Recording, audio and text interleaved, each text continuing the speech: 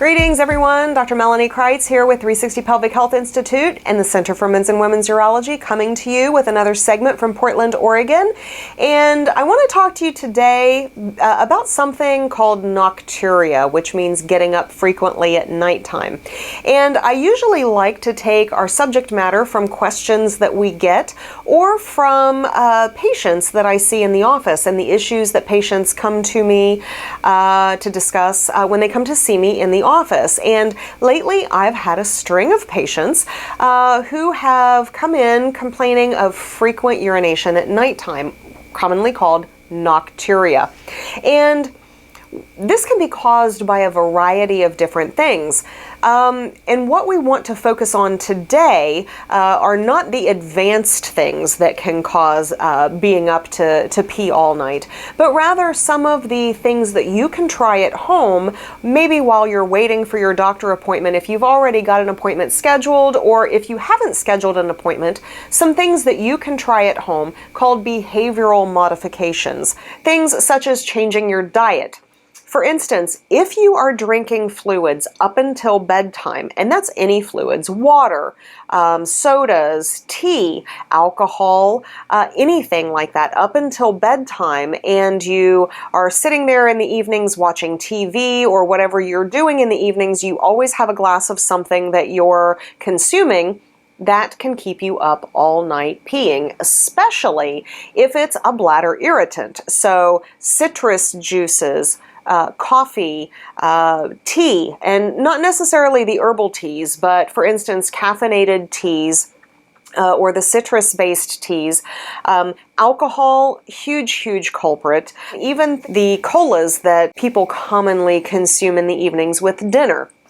Now, having said that, if those are bladder irritants, you also need to consider things like coffee and tea and sodas, as well as alcohol. Those are what we call the double whammies. Those drive the kidneys to produce more urine, plus they cause the bladder to spasm, which means that's going to give you the sensation to pee more frequently. So if you're drinking these things up until bedtime, certainly you're going to have to get up more times to pee.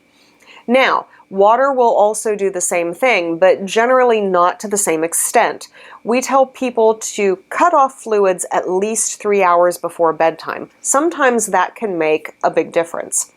The other thing that we want to consider is if you are having a lot of swelling of the lower extremities during the day, that fluid is going to need to mobilize somehow. So when you lay down at nighttime, all of that fluid will then leave the lower extremities. Well, where is it going to go?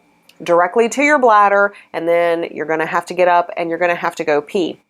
So what we suggest is wearing support stockings during the day. Now, I know it's a pain in the butt, they're very hard to get on, but I promise you it's worth it. Lots of times, if you're having that swelling during the day, the support stockings help to keep that fluid from accumulating during the day, and thereby you're not eliminating that fluid at nighttime. Now, also, you can talk to your doctor. Some patients need a diuretic, so a medication that pulls that fluid off of the body during the day, because sometimes support stockings are not the be-all, end-all. So sometimes you need a little extra help to pull that fluid off. Now, if you're taking your diuretic at nighttime, that can also be responsible for keeping you up at nighttime to pee. So sometimes it's a matter of adjusting what time you take that diuretic. And when I say diuretic, those are the medications that pull fluid off the body. Things like Lasix or furosemide, hydrochlorothiazide, things like torsemide, those will all pull fluid off the body, spironolactone. So talk to your doctor about perhaps even making the adjustment of when you take those medications. One of the other things that's a huge culprit is sleep apnea. And patients need to wear a CPAP machine.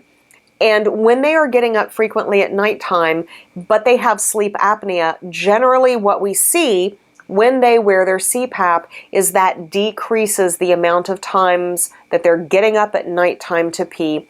And without going into a lot of physiology, basically what happens is wearing that CPAP helps you to get the sleep that you need, thereby regulating the hormones in your body that tells your body how to mobilize fluid.